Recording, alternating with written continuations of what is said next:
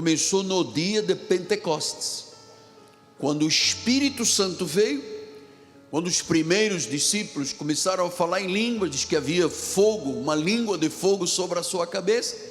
Eles começaram a falar em outras línguas, todo mundo se entendia, e Deus naquele momento estabelece a igreja. Ele não estabeleceu um edifício, Ele não estabeleceu uma organização, Ele não estabeleceu uma instituição, Ele estabeleceu a sua igreja.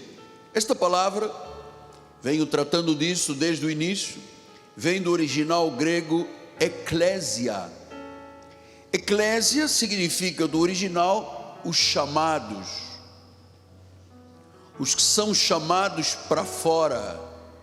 Então, os que são chamados, quem é que chama? Você vai ver, é Deus. E diz que Ele nos chama para fora.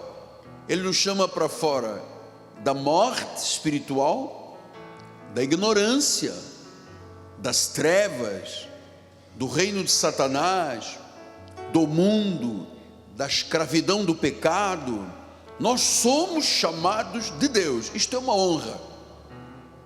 Diga isso: eu sou um chamado de Deus. Eu sou um chamado, eu fui chamado. Então, nós somos chamados de Deus, e Cristo é o centro de tudo da nossa vida, inclusivamente, e isso tem que ficar patente e esclarecido, da sua noiva, do seu povo, do seu corpo, do seu reino aqui nesta terra.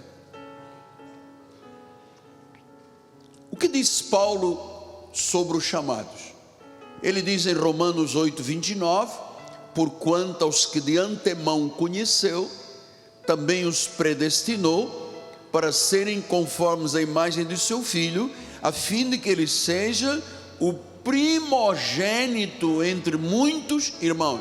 Então, este contexto de igreja não é uma coisa que tenha surgido de um homem lá, porque Constantino, lá na Constantinopla, lá em Istambul, resolveu construir um templo. Não, isto é um plano de Deus, que são parte aqueles que Deus chama. Por que é Deus que chama? Porque existem duas sementes de pessoas nesta terra: os filhos de Deus e os filhos do diabo, as ovelhas, os cabritos, os lobos e os servos de Deus. Deus chama um lobo para a sua igreja? Não. Deus chama um cabrito para a sua igreja? Não. Deus perde tempo com os filhos do diabo? Não, porque eles foram destinados à ira. Mas isso é uma injustiça. Não diga isso. Deus não é injusto. Não depende de quem quer, não depende de quem corre, depende de Deus usar a sua misericórdia. Então, graças a Deus, que Deus usou misericórdia para comigo e para com você.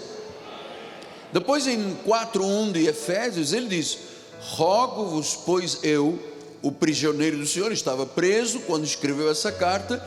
Ele disse: eu rogo, eu faço uma oração, eu clamo, para que vocês andem, para que andeis de modo digno da vocação a que fostes chamados. Então, fomos chamados, e Deus diz: você tem que andar de modo digno. A coisa pior para mim é quando um crente escandaliza, quando um crente é rebelde, quando um crente mente, quando um crente se associa ao incrédulo, quando um crente dá apoio ao mundo. Amado, isto não é andar de modo digno. Ele disse: eu rogo, eu clamo, eu oro para que andeis de modo digno de uma vocação. Isto é uma vocação. O filho do diabo não tem vocação para isto. Ele tem vocação para fazer o mal, para matar, roubar, destruir. A nossa vocação é celestial. Ele diz: nós temos que andar de modo digno. E como é que eu aprendo a andar de modo digno da vocação a que fui chamado? Estando, pertencendo à igreja, ouvindo a palavra, praticando a palavra. No versículo 4 ele disse: há somente um corpo, um espírito, como também fostes chamados. Então, a vida espiritual, a salvação, não depende de mim, Não fui porque eu quis ir à igreja. Não existe isso aqui. Diz que você foi chamado, eu fui chamado, numa só esperança da vossa vocação. É uma vocação, é um chamado. Isto é maravilhoso.